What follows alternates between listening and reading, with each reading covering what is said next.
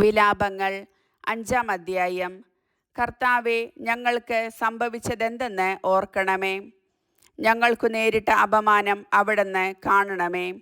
ഞങ്ങളുടെ അവകാശം അന്യർക്ക്, ഞങ്ങളുടെ വീടുകൾ വിദേശികൾക്ക് നൽകപ്പെട്ടു. ഞങ്ങൾ അനാഥരും അഗതികളുമായി. ഞങ്ങളുടെ അമ്മമാർ വിധവകളെപ്പോലെയായി. കുടിനീരും വിറകും ഞങ്ങൾക്ക് വിലയ്ക്കു വാങ്ങേണ്ടി വരുന്നു.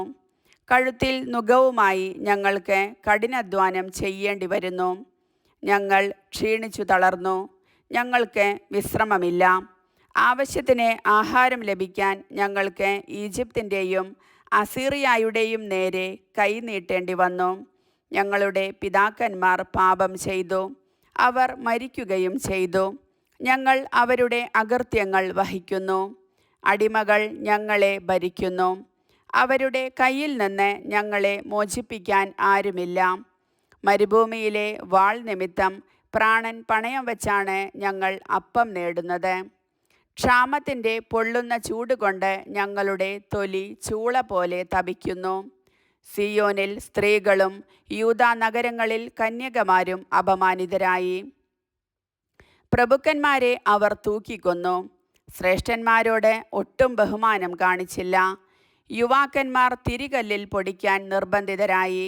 ബാലന്മാർ വിറകുചുമടിൻ്റെ ഭാരം കൊണ്ട് തളർന്നു വീഴുന്നു. വൃദ്ധന്മാർ നഗരകവാടങ്ങൾ ഉപേക്ഷിച്ചു. യുവാക്കന്മാർ സംഗീതം ആലപിക്കുന്നില്ല.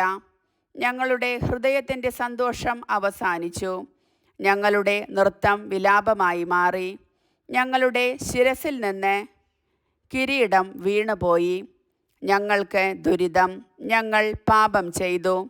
ഞങ്ങളുടെ ഹൃദയം വിങ്ങുന്നു, ഞങ്ങളുടെ കണ്ണുകൾ മങ്ങി. എന്തെന്നാൽ സിയോൻ മല ശൂന്യമായി കിടക്കുന്നു, അവിടെ കുറുനരികൾ പതുങ്ങി നടക്കുന്നു. എന്നാൽ കർത്താവെ, അങ്ങ് എന്നേക്കും വാഴുന്നു. അങ്ങയുടെ സിംഹാസനം തലമുറകളോളം നിലനിൽക്കുന്നു. എന്തുകൊണ്ടാണ് അവിടുന്ന് ഞങ്ങളെ എന്നേക്കുമായി മറന്നത്? എന്തുകൊണ്ടാണ് ഇത്രയേറെ നാൾ ഞങ്ങളെ പരിത്യജിച്ചത്? കർത്താവെ, ഞങ്ങൾ മടങ്ങി വരേണ്ടതിന് ഞങ്ങളെ അങ്ങയിലേക്ക് തിരിക്കണമേ. ഞങ്ങളുടെ ദിനങ്ങളെ പണ്ടത്തേതുപോലെ ആക്കണമേ. എന്തെന്നാൽ അവിടുന്ന് ഞങ്ങളെ നിശ്ശേഷം ഉപേക്ഷിച്ചു. അവിടുന്ന് ഞങ്ങളോട് അത്യധികം കോപിച്ചിരിക്കുന്നു. കർത്താവിൻ്റെ വചനം.